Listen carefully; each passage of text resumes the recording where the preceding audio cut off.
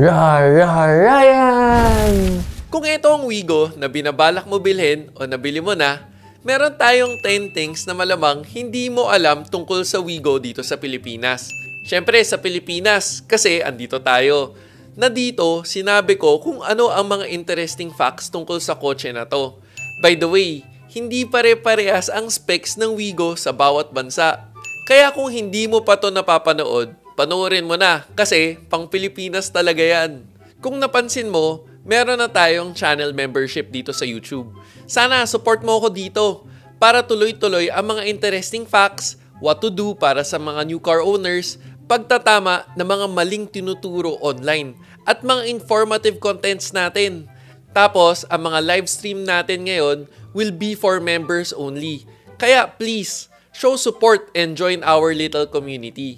Ito, fun fact, kung etong budget car ang binili mo, may built-in digital video recorder na yan. O sa mas kilalang salita, dashcam. Wow, budget car, pero may DVR. Special yan kasi built-in. Ibig sabihin, may warranty. Hindi yung magpapakabit ka pa ng aftermarket dashcam, tapos pwedeng ma-void ang warranty ng sasakyan mo. Kung masyado kang excited umalis nung kinuha mo yung sasakyan sa kasa, o wala ka ng oras, nagpa-next time ka, o kinuha mo to ng second hand, tapos hindi mo alam paano i-set up ang Toyota DVR mo, don't worry, sagot kita. 'Di ba, ang contents ko ay para makatulong sa mga car owners what to do sa mga ganitong sitwasyon. Kaya don't forget to check my channel, search Real Ryan on YouTube para sa mga informative car-related videos. Hashtag, alam mo ba na may battery palang Hitachi na ang pangalan na ngayon ay Toflong Battery? Tapos, ang slogan ng Toflong ay the heart of the vehicle. Kaya dapat, literal na tough na at long-lasting ang battery nila.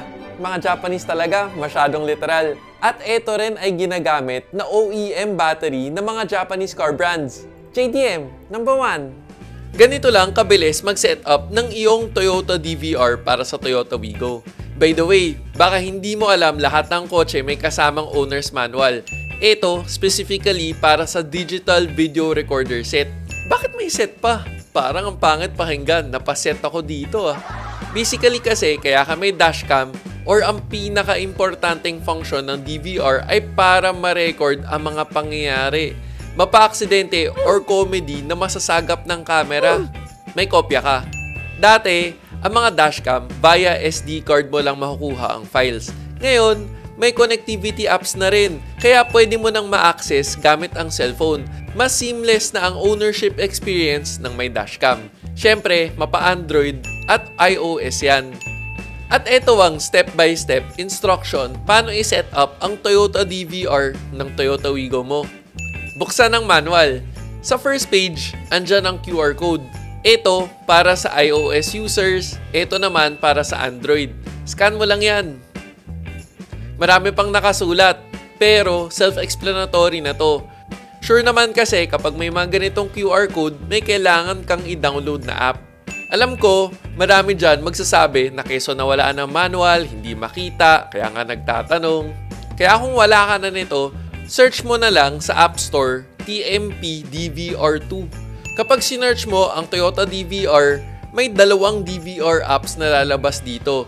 Para dito sa Wigo na built-in DVR, ang hanapin ay TMP DVR2. Para sa mga pilosopo, wag na natin pagtalunan pa. Basta yan na yun. Malamang kasi kung hindi yan ang pinili mo, hindi magko-connect ang DVR sa phone mo. Kaya wag makulit. Tapos mo i-download ang app, punta ka na sa kotse mo. Hanapin ng multimedia owner's manual. Andito sa likod ang SD card nakadikit. Dito sa SD card na to, i-record ng DVR ang mga videos. Tapos, insert mo na ang SD card sa DVR. Dito yung SD slot. Isa lang ang button ng DVR na to, yung Toyota logo. Self-explanatory na to, on and off button yan. Siyempre, kapag may ilaw na naka-on, ibig sabihin, naka-on yan. At kapag walang ilaw, naka-off. Kaya on na natin. Kagulong mo, men! Speaking of gulong, eto, fun fact. Hashtag, alam mo ba na isa sa comfort factor ng sasakyan mo ay ang gulong? Ito ang Kinto Tires, Japanese technology, made in Thailand. Ito ang tires for driving comfort. nakaporma pa. Dito na mangyari ang connection between DVR and phone. Buksan ang phone. I-on ang Wi-Fi. Hanapin ang TMP DVR sa Wi-Fi at mag-connect. Ang initial password ay 12345678. Tapos, once connected, you are good to go. Pag open mo ng app, kita mo na yung real-time video display. May DVR options, SD card contents, settings, at version info ng DVR app. Actually, may owner's manual dito. Kapag kinalikot mo ng konti, pwede ka kumuha ng pictures or pwede mo na rin download yung files via app. Ito pa nga, pwede ka rin mag-play ng videos via app. Pero, recommend ko na download mo na lang para actual na yung quality. Tapos, kung curious ka, ano pang mga features na meron dito sa dashcam na to, ito mga notable features.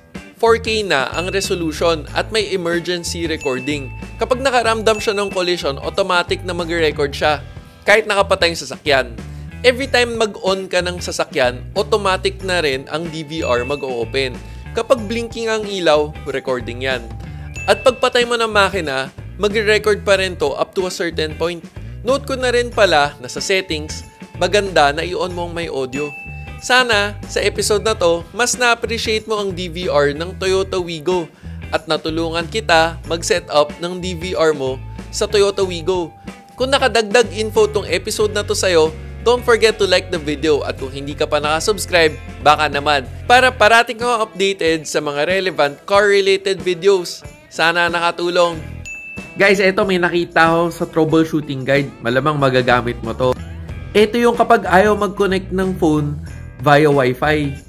So sabi dito, step 1, turn off DVR, remove the memory card, and start the car to turn on DVR. Ding-ding sound will be heard.